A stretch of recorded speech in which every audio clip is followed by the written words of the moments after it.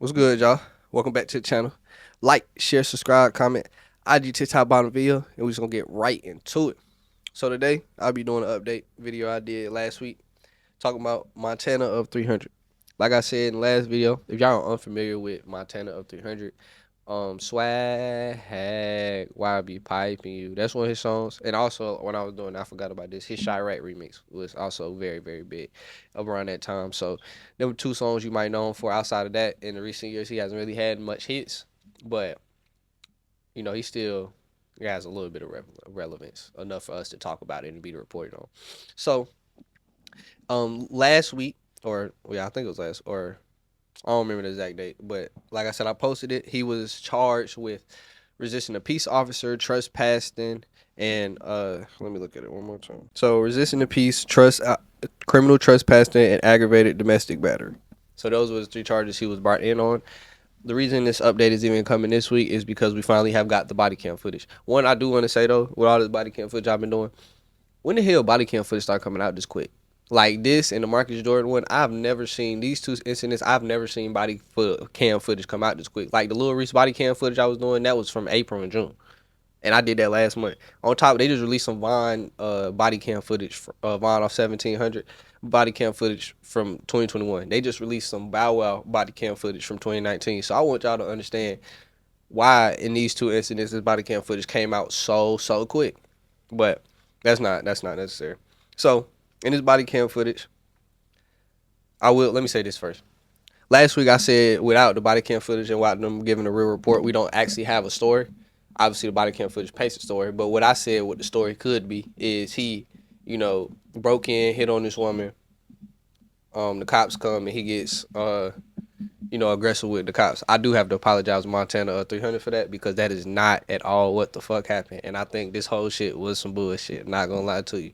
So what ends up happening, obviously the body cam footage starts when the police get there. Duh. But so before he gets there, Montana 300, he's talking to this one. He's outside this shop that he owns that he says his baby mother has, trapped herself inside and won't let him in, but he owns it. He's trying to get the keys back and trying to get her out of it.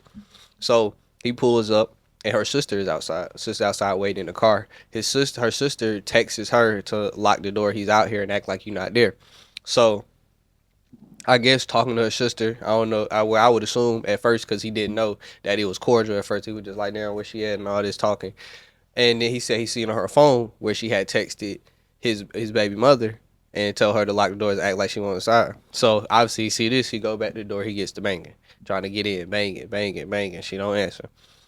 Then the cops pull up. So then he explains all this to the cops. He's very emphatic on, I own this, this is mine. Like he's very emphatic on, I own this. So eventually the cop step away. The cop tell him to stand at the door. It's you?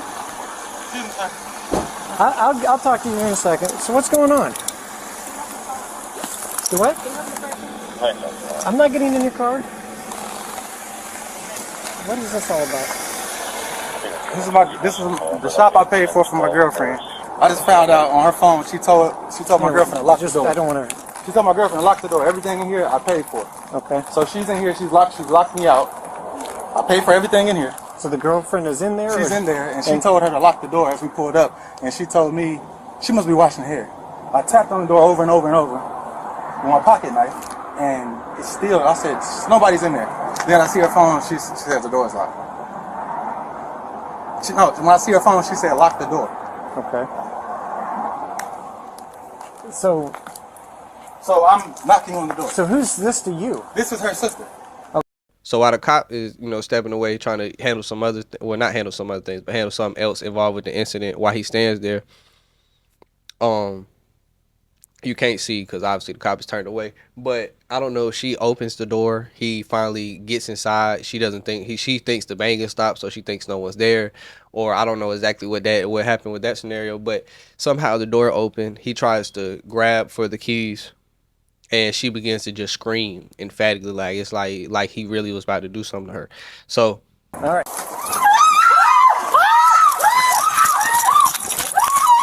Come here. This is my shit. Come here. This is my shit. Come here. Until we get this sorted out. Don't touch me. Until we get started. Get off of me! Get off of me! I did not commit a crime! I did not commit a crime! Stop! Listen to me! Listen to her! Listen to her! I'm not! Officer! This is my... You are trespassing! Please move! Please move! I did not commit a crime! Talk to me! I'm civil! I'm civil! This is not civil. I'm not trying to raise my voice. Let me go! I did not attack you! Right now, my keys! You are not in I'm not committing a crime! You are not listening! This is my keys! I'll stop right there just to say, I don't know. Like I said, that's why I want to apologize, because we don't know. I don't know if, Montana 300, showed aggressive behavior with this before. And that's why she was so in fear. But looking from how he handled himself with the police and everything, I think she might have been just a dramatic woman. And she didn't like the fact what was happening, and she was like, I ain't going for that shit. So, yeah. So, yeah, beware of these women, nigga. So, after that, obviously the cop sees all this. The cop is, naturally he's going to, defend the woman and, not get aggressive with the man, but, do his job with the man if he thinks some foul play is happening. So, they end up inside the shop. The body cam footage actually goes blurry or knocks down something. You can't see this. You can just really hear the audio. So I'll put a small clip in it. It's not too much since you can't see it. But he gets in there. They basically put your hands behind the back. Basically, he's not being the most cooperative, I will say. We can't see at the same time. He's not being the more at the same time, so I can't say he's not. But they end up tasing him a few times, and he tased him for a little minute. From the audio, you can hear Montana 300 says he has his knee on his neck, how he can't breathe, and all these things, and how that was going on. So, yeah, Montana 300 didn't have a good time with the police, but this is why he got the resisting a peace officer charge, because they felt like the brute force was necessary. And watching it back, I don't think it was necessary. Like I said, it's hard to gauge because we can't visibly see it, but I don't think it was necessary from hearing the audio, because I didn't feel like he was an aggressor. I didn't feel like he was prone to violence. I didn't feel like he was trying to hit anybody. It just didn't give that. Hey, I pose no threat. I'm about to take I've been choked. Why? I pose no threat. I haven't committed a crime. Okay. Get up, dog. Put your hands behind your back like you're told to. I'm putting my hands behind my back. I'm putting my hands behind my back, bro. Put them behind my back. Can you take this out of here? I'm putting them behind my back. God! I'm dead. Okay. Hands behind your back. There you go. You got it. They're behind. Oh, God. They're behind. I got it. They're behind. They're behind. That's painful shit, They're behind. They're behind. I posed you no threat. I haven't fought. I haven't sworn one time. I can't breathe, bro. Okay. Get off my neck, please. Chill. I can't breathe. Chill. I'm dying, bro. I'm dying, bro. Save me. Save me. Bro, save me. I can't breathe, bro. Bro, I can't see. Are we good? I can't see. Yeah. Why the fuck won't you? So obviously this happens. They finally calm the scene down. They get him in cuffs, put him behind his back, and they take him outside. They sit him in the car. It's these two women walk up. I don't know who these women. Obviously they're not the baby mother or her sister. So I don't know. They got their faces blurred out. I don't know who these two women exactly are, but obviously Montana 300, the way he talks to them, he has some kind of relationship with them. So they get him in the truck. He's sitting basically facing out with his legs out, but he's sitting on the chair, and he's really just giving his whole spiel on what he think happened and how he like how the officer handled him and how he talked to him and all that. So, and that really was about it. It doesn't show how the little recent body cam footage showed him talking to the baby mother and all that. It didn't show none of that. So, Get out my shit. When I took him out of hand, guess what? I put him in there. I said, I got him. The officers, they saw her come out the door. They saw me grab the keys. I said, got him. They came in there, inside the place. She's outside. I'm inside the place standing there. The dude said, I got my keys. I said, she got to get out my shit. He came right over to me, didn't say a word. Grabbed my arm, twisted behind my back. I straightened my arm back out. He put you on your bench. What did I do? They can't tell me what I did. Put you on your bench. You got to do what you're told. I said, dude, I know my rights. I didn't steal, kill, or destroy. That's a crime. I have committed no crime. So you can talk to me the same way your partner out here talked to me the first time. He didn't come up to me and grab my arm and twist it. He talked to me, and he'll tell you, he said it multiple times. He talked to me, he was real cordial, all this other stuff, and I'm talking to him the same way. He wanted to put his hands on somebody else. And I'm steady saying, I'm not committed a crime. I pose no threat. I'm not swinging on you. Dude got his knee in my neck, trying to pull me to the ground. He trying to break my knee. I say on camera, "You finna break my knee? You damn right I'm finna break your knee." Blah blah blah blah. His other partner come back in.